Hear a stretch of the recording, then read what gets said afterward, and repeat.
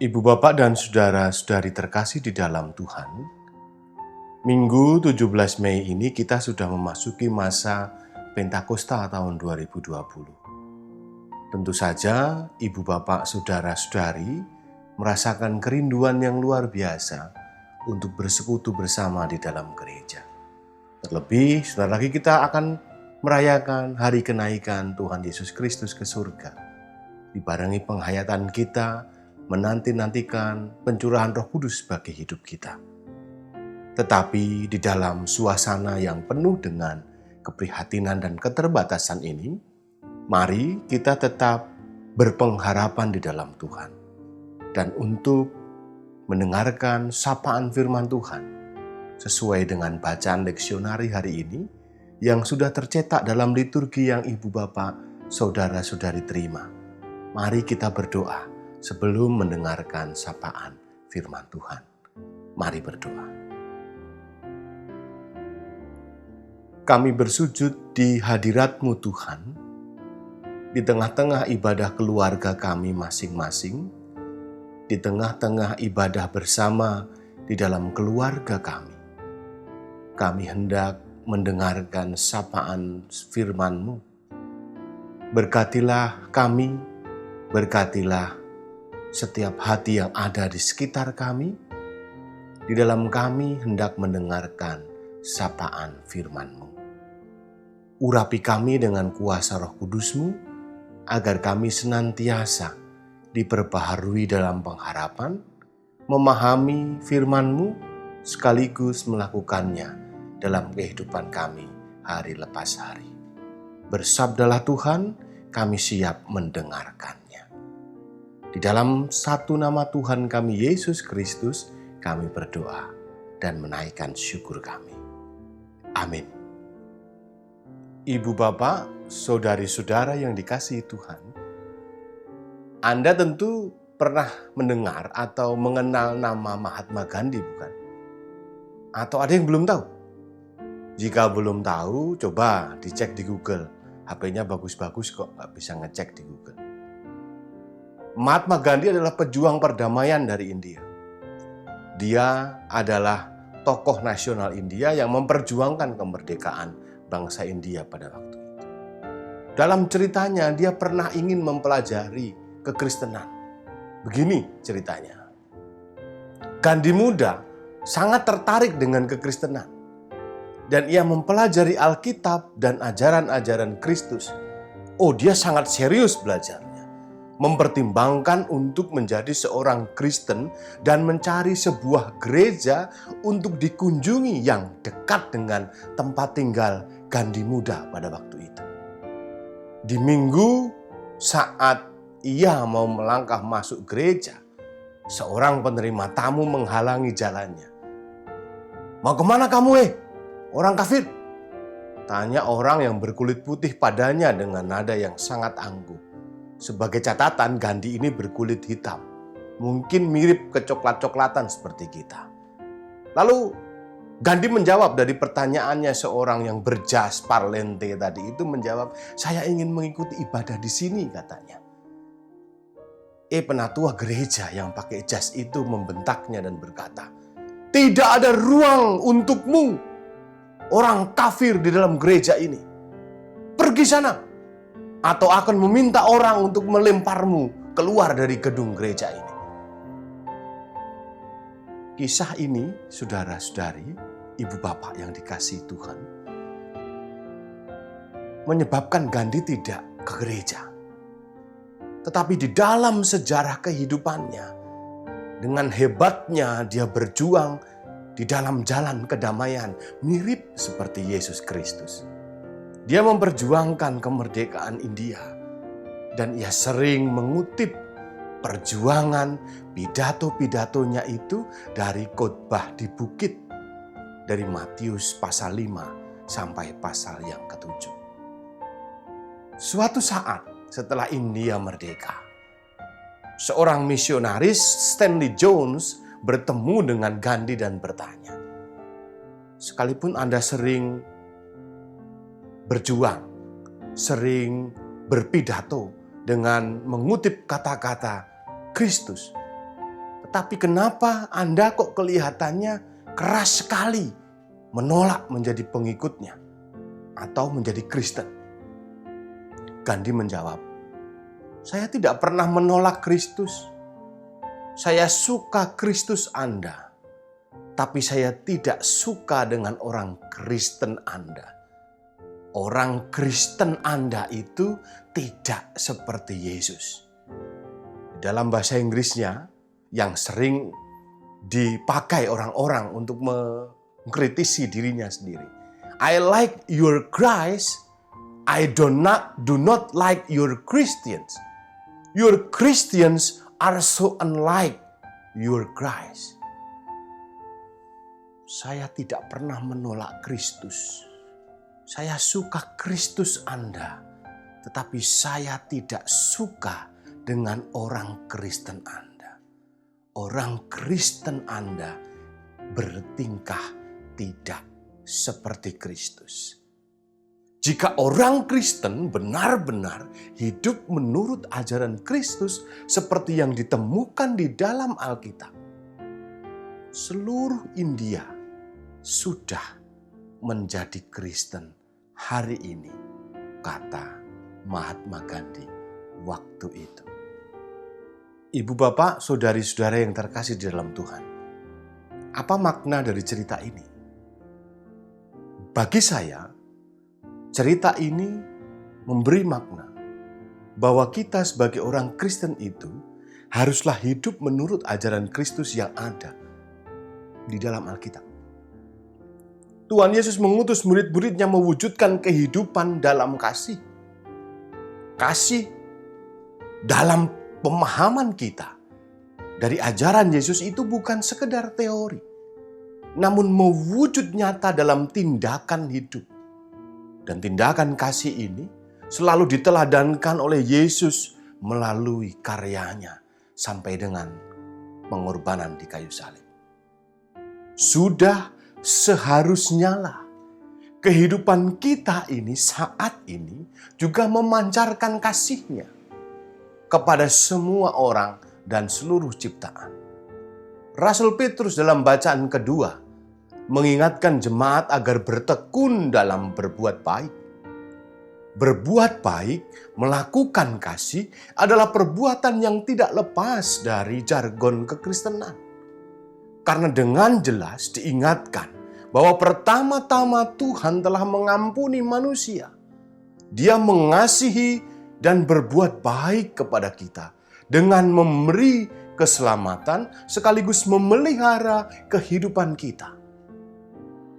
Namun tidak jarang ibu, bapak, saudari-saudara, ketika kita melakukan perbuatan baik, tidak jarang yang diterima adalah cemooh, olok-olok, bahkan penolakan. Di titik inilah banyak orang Kristen seringkali tidak sabar. Merasa ketika melakukan perbuatan baik itu harus ada timbal baliknya. Dengan bahasa kira-kira seperti ini ya. Aku mengasihi, mestinya aku dikasihi. Itu yang kadang-kadang membuat orang Kristen kok ditolak. Kok aku diolok-olok? Kok aku dicemooh? Padahal dalam ajaran kekristenan, ajaran Yesus yang dituliskan oleh Rasul Petrus di 1 Petrus 3 ayat 14 menuliskan, sekalipun kamu harus menderita juga karena kebenaran, kamu akan berbahagia. Sebab itu janganlah kamu takuti apa yang mereka takuti dan janganlah gentar. Teks ini diberikan kepada jemaat pada waktu itu karena mereka sedang memang mengalami tekanan. Sudah dalam tekanan, kok kenapa harus berbuat baik? Takut, lah aku sudah ditekan kok, aku harus berbuat baik. Tetapi Petrus mengingatkan kepada jemaat pada waktu itu, agar mereka dengan setia melakukan perbuatan baik karena ada kasih Kristus yang melingkupi dan menggerakkan mereka untuk mengalirkan kasih-Nya, kasih Tuhan.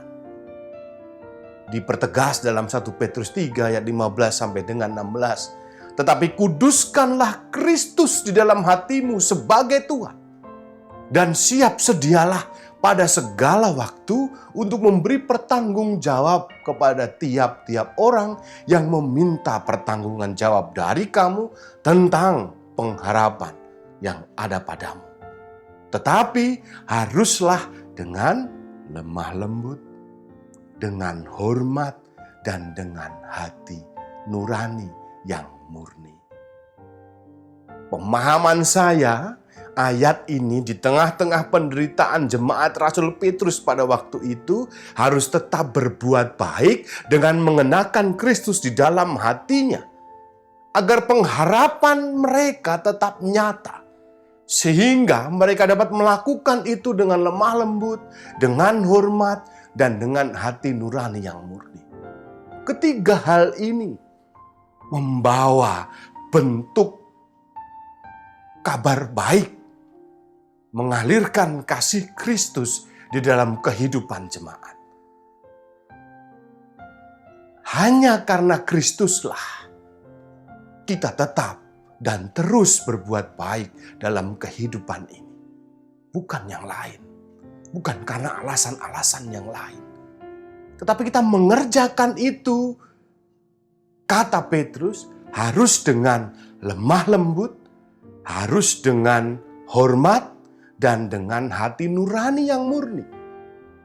Karena dengan sikap hati dan hidup yang dipenuhi dengan ketiga hal itu, kita mampu mengabarkan kasih Kristus yang sebenarnya. Ibu, bapak, saudara-saudari yang dikasihi Tuhan, bagaimana kita bisa menerapkan tiga hal itu yang dituliskan Rasul Petrus? Kita diberikan pilihan untuk mengasihinya.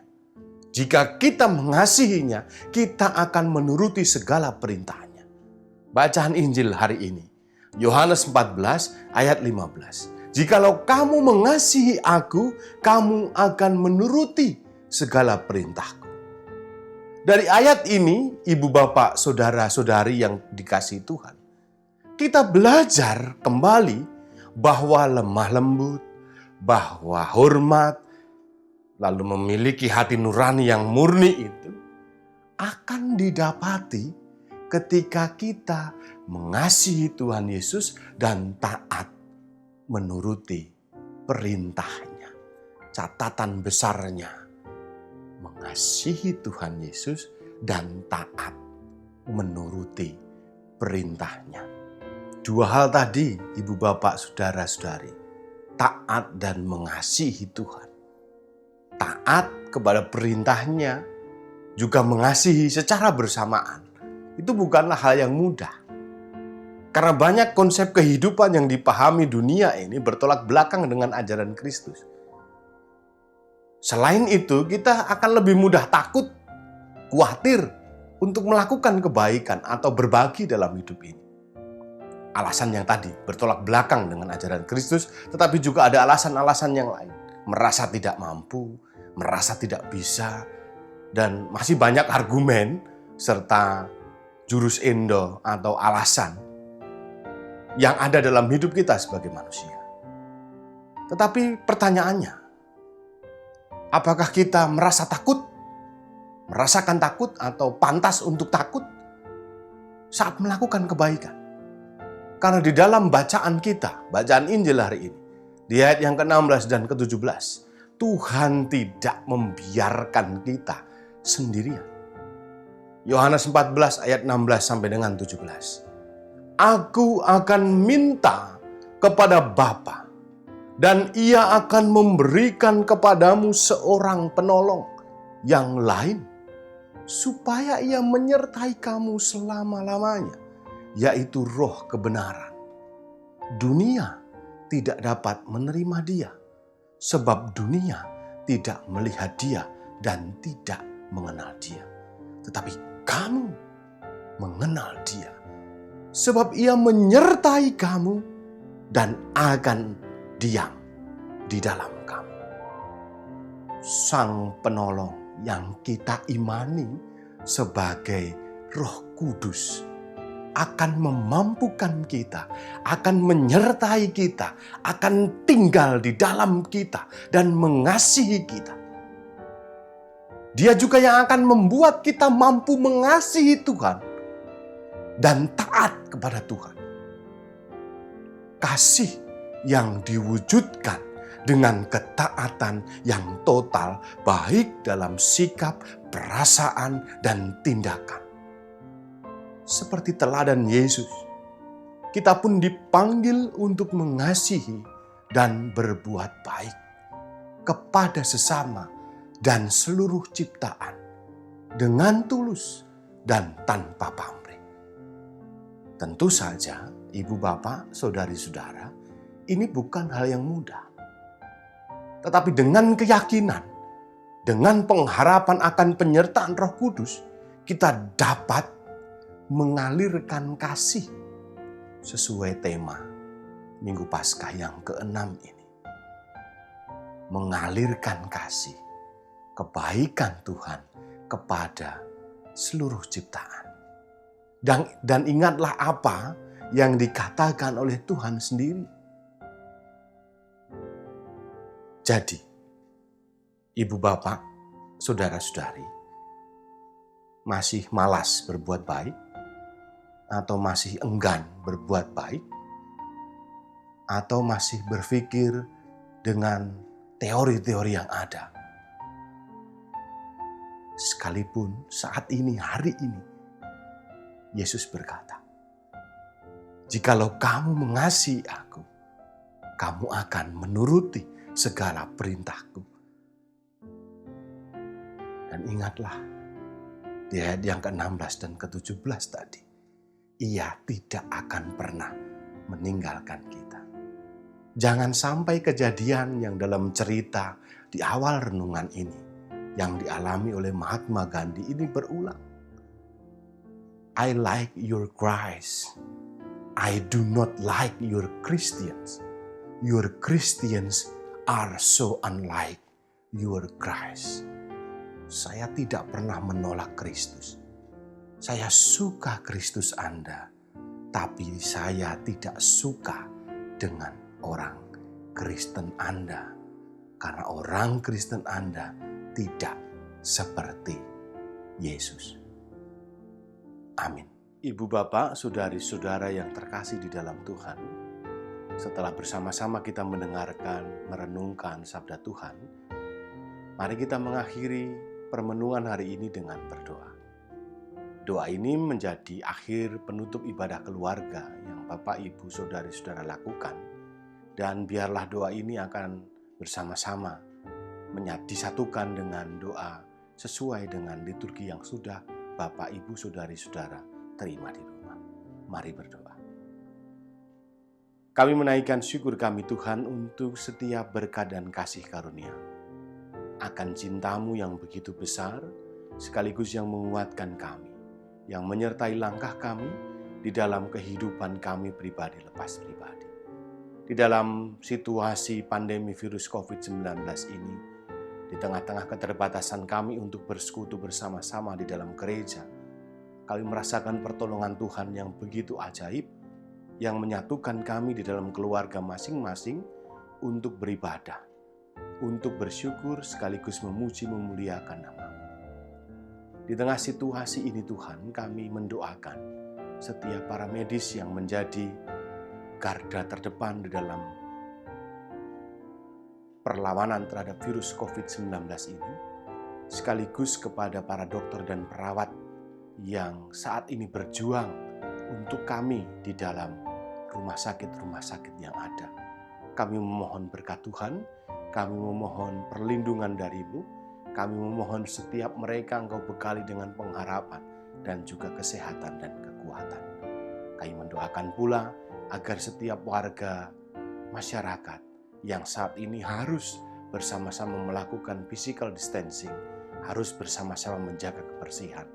Berkatilah kami sebagai warga gereja, agar dimampukan untuk memberikan contoh yang baik, untuk menjaga jarak fisik, untuk menjaga kebersihan, agar kami juga senantiasa menjadi berkat bagi orang-orang di sekitar kami.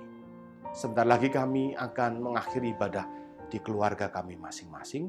Secara khusus Tuhan memberkati setiap keluarga-keluarga yang boleh menyaksikan video ini sampai dengan akhirnya nanti.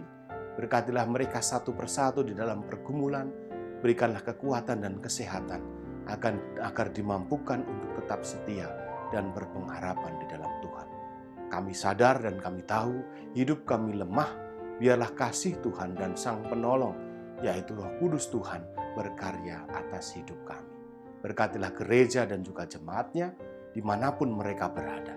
Berkatilah para tim multimedia setiap gereja yang saat ini menyiapkan ibadah online di gereja mereka masing-masing, dan biarlah kasih Tuhan merahmati mereka semua di dalam pelayanannya, agar nama Tuhan dimuliakan di dalam ibadah online yang ada di setiap gereja.